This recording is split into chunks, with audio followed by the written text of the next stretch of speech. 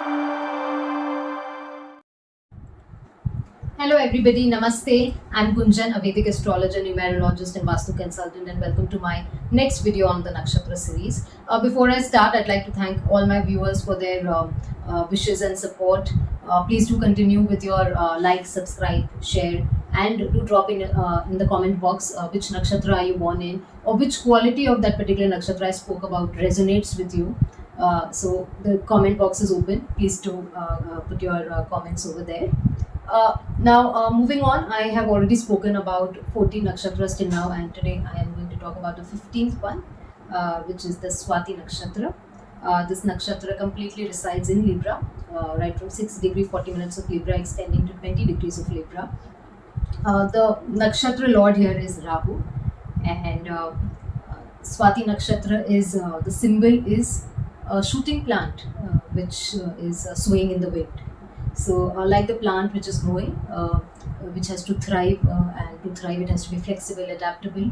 That is the very nature of the people born in this nakshatra. They're very adaptable, and very true to what Charles Darwin had said, that it is not the most intelligent of the species that survives, not the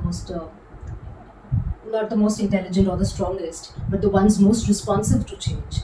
And this is the very nature of this nakshatra, that they are very adaptable. And this adaptability actually comes from Rahu, which is the nakshatra lord over here. And we see a lot of negative annotations and connotations given to Rahu in your birth chart. A lot of astrologers say Rahu bhari hai, your Rahu is very heavy, and therefore so much of negativity coming to your life. But we have to understand that the energy of Rahu is what makes us so relevant in today's times. The power of adaptability, if you see, there's so much of content on YouTube, and even in corporate world, and even in the social world, government circles, in any kind of high work, we do understand that adaptability is the key to success in current times, and that is what Rahu stands for: adaptability, and hence success, which follows through. And that's why if you see that these nakshatra people, they are naturally very good communicators, and they have a natural affinity for commerce and trade. They love traveling also, especially for education, and later on it could be for their work purpose. This nakshatra is actually ruled by Vayu Devta, Vayu, which is the wind. And therefore, when we see that these people, when they move to from their place of birth, when they move to the northwestern regions, especially say from India, when they go to Europe, UK, or America, they actually do very well, because of the Vayu Devta residing in the northwest region from the place of birth. And along with Vayu Devta, the female deity associated is Ma Saraswati, which is again the goddess of learning. And therefore, these nakshatra people are very quick to learn also, and put that learning to their use effectively. And that's how they do become very successful in their life. So, Swati nakshatra has been given a very good status among all the nakshatras in a mythology as well. And a very beautiful nakshatra. It is the 15th nakshatra, falls in the sign of Libra, which is ruled by Venus, along with the nakshatra lord of Rahu. The synergy of Rahu and Venus can take the natives to a different level altogether. After Swati, now we come on to the next nakshatra, which is Vishaka. Vishaka starts from 20 degrees of Libra and extends to 3 degree 20 minutes of Scorpio. So this nakshatra has 3 padas in Libra and 1 pada in Scorpio. The nakshatra lord planet of this is Jupiter, and here the ruling deity is Indragni, which we know Lord Indra is the king of the celestials, and we have the lord of the fire, the Agni Dev. They go through together, and that's why we see that there is fire in these natives, fire which is in terms of passion and intensity to achieve. The symbol of this nakshatra is actually the archway of triumph. So the hallway of triumph, which is decorated with potter's wheel and leaves. So this archway of triumph is very much resonates with success, victory, which these natives are driven. And the potter's wheel represents the transformation they can bring about by using raw materials and putting it to use and giving it form and structure, which again shows their creativity and their skills to put something to proper use. And therefore we see these natives, they see a lot of success in life, especially later on in life. They can be called late bloomers also, most of them. They see good success. And if you see that this nakshatra, since it resides in both two signs, first is your Libra energy, but the last pada you have the Scorpio energy as well, and it's a fiery planet. Now, if you look at the Vedic texts, they will tell you that the moon is actually debilitated in Scorpio, and it is actually the debilitation point is 3 degree of Scorpio, which coincides with the fourth pada of this Vishaka nakshatra. So, does it mean that Vishaka natives do not do well? It's not like that. Like I had told you previously in one of my videos as well, that the concept of debilitation might have become redundant in today's times. So, why do we say that the Vedic astrologers said that the moon used to get debilitated over here? Is because if you see, I'm talking about a fiery nakshatra because the Lord here is Agni Dev, and now it has come to a watery sign. And like I told you, among all the three watery signs, Cancer, Scorpio, and Pisces, it is Scorpio which is the deepest waters. So that is the reason why the concept of debilitation because of the fire and the water energy coming together. Uh, they thought that the natives would struggle here in terms of it, but we have to understand that this is what gives them the intensity, and this intensity is reflected even in their work life, in their work partnerships as well as in their personal partnerships, and this is required for a long-term success, because if you do not intense about a certain project or a certain relationship, also if you're not passionate about it, you would definitely not achieve the higher goals. And we know that fire and water both are important energies for us to survive. And if you look world over, some of the most successful country flags also have both the fire and water energy coming together, and it's not that it's been disturbed. Their wealth is intact. So in fact they are growing and they are the developed nations. So how can we just say that fire and water coming together is not prosperous? It is, and both energies are required. And this is what Vishaka actually shows, that somewhere transformation is required for you to achieve, and also it has to come with a lot of intensity and passion, and that's what these natives try. Next, we move to Anuradha Nakshatra, which resides purely in the Scorpio sign. It starts from 3 degree 20 minutes of Scorpio and extends till 16 degree 40 minutes of Scorpio. So, this is the central part of Scorpio, and this nakshatra of Anuradha represents Scorpio at its best, because it is the central theme of Scorpio comes into play over here.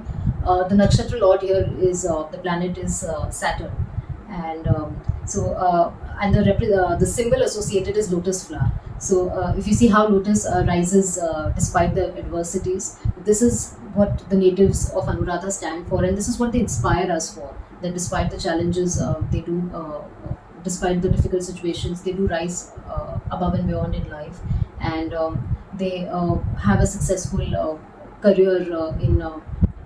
It could be in various fields, especially they do well in R&D, research and development associated because of the nature of Scorpio. They even do extremely well with occult sciences, again because of the Scorpio nature. Now, one of the challenges which can also become a boon to these people is that the nakshatra here is Saturn, and the sign is of that of Mars. So both Saturn and Mars, they do have conflicting energy, because Saturn is very slow moving, whereas Mars is very fast, dynamic, action oriented. However, once they're able to harness the energies of both these planets, if they're able to get the patience of Saturn and the dynamism and uh, discipline of Mars, once they are able to harness both the energies, they become a deadly combination. And it is one of the combinations for attaining a good amount of success in life. These individuals are very charismatic, they're very loyal to their friends and family. They take good care of their people around them. They treat them very well, and in return, they expect to be treated also very well. So that is one quality of Anuradha, that they're very sociable that way, and they do practice, and it comes out in their nature when they interact with you, be it at a workplace or even in your family connections. They do treat people really well, and that is because of obviously the Saturn influence is also there. Here, worshipping Lord Hanuman would really help these natives, because Hanuman is also associated with this particular nakshatra. Anuradha is presided over by the deity of Maitri, which is for friendship and alliance, and that is how they are. So this is about Anuradha, the constellation of success. Now, next we come on to, after the Anuradha Nakshatra, which was the constellation of success, we come to the constellation of governance, which is the Jyeshtha. Now, Jyeshtha literally means the eldest one. And so, if you see the natives with Jyeshtha Nakshatra are generally the eldest one born in their family. if they're not the eldest of the siblings, then definitely they play the role of the eldest sibling in terms of shouldering the responsibilities. And this nakshatra resides purely in Scorpio. It starts from 16 degree 40 minutes of Scorpio till the end of Scorpio. And this nakshatra represents the tail of the Scorpio, the posterior part of the Scorpio. And this nakshatra is associated with planet Mercury, which is very intelligent. So these individuals, they do very well with governance because they have those skill sets required over there in terms of authoritative. If you look at these 27 nakshatras, they were actually 27 sisters. Jyeshtha was the eldest one, and hence the name Jyeshtha. And she's also known as the Rohini of the South because she's bang opposite to Rohini. And these nakshatra natives, they have the energy of both Mercury and Mars. Now, this is interesting because Mars Mercury combination, the Mercury gives them the wit, the intelligence, and if that is put into action with the Martian energy, one can do wonders over here. And they are creative geniuses that way. They do.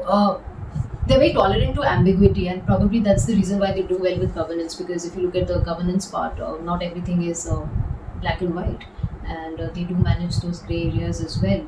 And if they do attain positions of authority, however, they treat their subordinates well, and they like being in those authority positions. They find themselves inherently being there.